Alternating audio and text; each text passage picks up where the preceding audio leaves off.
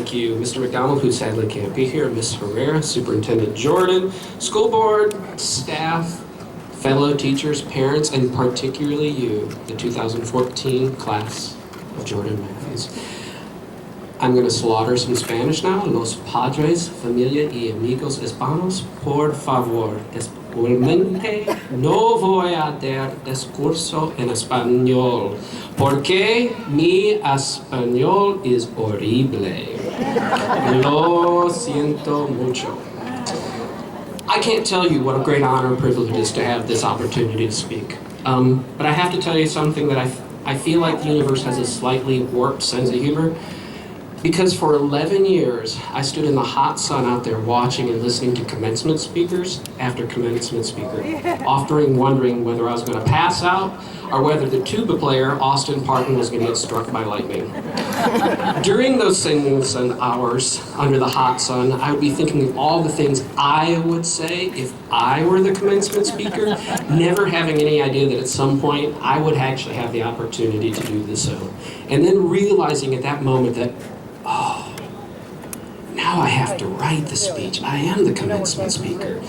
So, I actually wrote the speech, but I also remember during those times thinking, God, don't let me be the commencement speaker that rattles on and on. So I promise I'll try to keep it as short as possible. It was during those hot days that I would stand there and I would think, there are so many things I want to say to the graduates. There's so many things that I and your teachers weren't able to tell you during those years.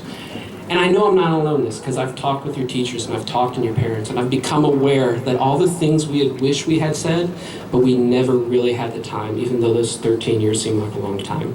Personally, I think the time we spend proctoring and administering exams might have been better spent talking about some of these things, but we understand the rules about that. So today, in these last few minutes of your lives as Jordan Matthews students, I want to share with some of those lessons that your teachers and parents haven't had the chance to share with you. And since I've just signed my official resignation from Chatham County Schools, some of them come directly from me. The first lesson I want to share with you comes from Miss Bonnie Brewer, and it's one shared by all of your teachers, and one you need to know right now.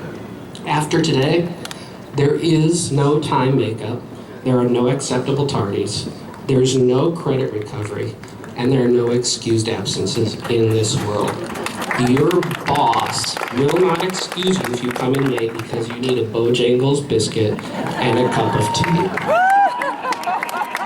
We have done a horrible, horrible disservice to you in public education by pretending these things exist. They do not. Leading to the second lesson that comes from my good friend Matt Fry. Do your job. T-shirts are available. I know they're available. I saw them on Facebook. Y'all need to get yourself a Do Your Job t-shirt. I know this sounds painfully simple, but it is such a valuable life lesson. And while it sounds simple, it encompasses a great deal of wisdom. Do what is expected of you. Do it with pride and do it to the best of your ability, even when it is not fair, leading to fair. And this comes from Andrew Atwell. It's one of my favorite sayings from one of my favorite teachings. To quote Andrew Atwell, fair is where you go to see the livestock. So many of your teachers emphasize this point. The fair you so desperately want in this world, it doesn't exist. You're going to go out in the real world and fair doesn't exist. There's justice, there's injustice, but there is not fair. Remove that idea from your head. This next comes from Miss Pate, and I think this is one of the most valuable ones. And this is the most simple too. Be nice. This sounds simple, but in life there are going to be so many occasions where you have to struggle to be nice. And these are often the most important times. Even when it's extremely difficult to be nice, and I can tell you, speaking as a teacher, it is often difficult to be nice. We'll be smiling, but we're sitting there thinking about, oh man, I have to work at being nice on this occasion. I'm also going to tell you that being nice is something you practice. Being nice just doesn't come easy. You have to practice this. It takes a great deal of practice to be nice. And often, it's The hardest is when it's the most important. I also tell you that being nice doesn't make other people's lives better, it'll also make your lives better. And if there's any question about finding a model for being nice, I don't think you need to look any further than one of the nicest people I know, Mr. Lutterlow. Every single time you see him, his name is Peter. Here's some other small pieces of advice from people. This comes from Sabrina Beasley. Learn who you are before trying to define yourself by what you do. You're young, you have the opportunity to make mistakes. One of the parents says, enjoy your life, you only have one. This does not mean YOLO. Let's be clear. This does not mean YOLO. You need to be able to look at life and look at some of the risk and appraise whether it's worth doing. Riding on top of a car down the street is not a risk worth taking. The piece of advice comes by myself and many of our staff, and it's an important lesson for every single person here. Please don't ever mistake management for leadership. People need leaders. McDonald's needs managers. Always be a leader. This comes from Melody Dark.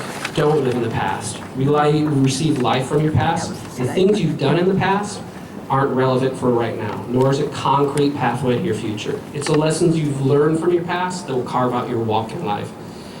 Also, Mr. Tillett wants to remind you that this is where you come from, because if everything falls apart, this is always your home. And this advice comes from one of my good friends too, and the 2012 13,000 Chatham County Teacher of the Year. Now I know Mr. Dayton wasn't the official Chatham County Teacher of the Year, but since I'm no longer a Chatham County employee, I am designating Bob Dayton 2012-2013 Teacher of the Year. So he wants you to know that you are not your academic record. And this is going to be sort of a heartbreak for some of you. There is no permanent record. Once you've gone from here, nobody's going to go back and say, let me see your high school record. From this point forward, you're all graduates. From the valedictorian to the person that was here this morning going, oh my gosh, I have to pay $2.50 or I'm not going to graduate. From that person, top to the bottom, this is your chance for the beginning. From this point forward, you all have the opportunity to start a new life. So, the following comes from me. Today is your day. You've been working hard these past 13s. You deserve everything that happens today. You should be extremely proud of your hard work. But while today is your day, it is also our day. I want you to turn around and look at your parents real quick. You can do that. I want you to turn around and look at your teachers real quick. And I want you to look at the neighbors who are sitting next to you. This is your community. This is your community, and these are the people who have sacrificed so much for you to have the opportunity to be here. In some cases, we've sacrificed our time, we've sacrificed our emotional health, and according to the Department of Public Instruction, we've sacrificed slightly over $111,000 in taxpayer money for you to be here. We as a community have watched you, nurtured you, celebrated with you, and sometimes we've grieved with you. But there's a price for that dedication. While you think this is the end of your education at Jordan Matthews, I'm here to tell you that starting tomorrow morning, you have a debt to the Jordan Matthews community. When you wake up tomorrow morning, you're going to stare at the ceiling and you're going to think, yeah, I'm finally finished. I want you to know you haven't finished. You've only begun. You now have a debt to repay. Don't worry. You're going to repay it in many ways. As you progress through life, you're going to repay it through your tax dollars, you'll pay it through your public service. But I can also tell you that it's my hope and expectation as Jordan Matthews graduates that you'll repay it by changing the world. Now, I know that sounds like a lofty goal. And you're probably sitting here thinking, I knew Dylan was nuts. Seriously crazy. I have no idea how to change the world. And some of you are thinking, I'm not going to be a doctor, I'm not going to be a police officer, and I'm certainly not going to be the President of the United States. Because at this point, who would want that job? But the world isn't going to change because of the big things you do. It's going to change because of the little things you do. If you can't be a doctor that cures cancer, be the person that persuades a friend to stop dipping. Andrew Atwell.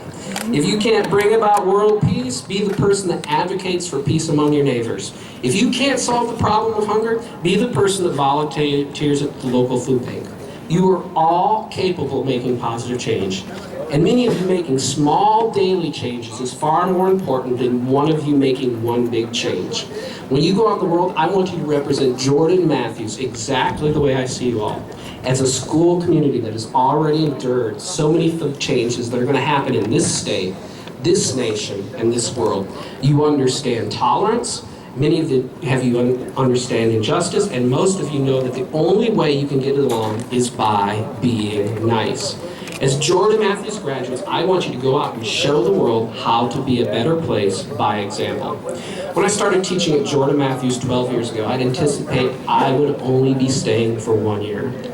I had spent my entire life in small towns like Rolling Prairie, Indiana, trying to escape. But year after year, I've been struck by the Jordan Matthews communities that has developed here. I was struck by the support, the nurturing, and the pride, and this is what makes Jordan Matthews special. And it's what kept me here all of these years. Whether you leave Siler City or not, this will always be your home. This will always be your community. So tomorrow, when you wake up, I want you all to pause just for a moment and consider something. Instead of thinking, I'm finished with Jordan Matthews, now what I'm going to do, I want you to think, I've graduated.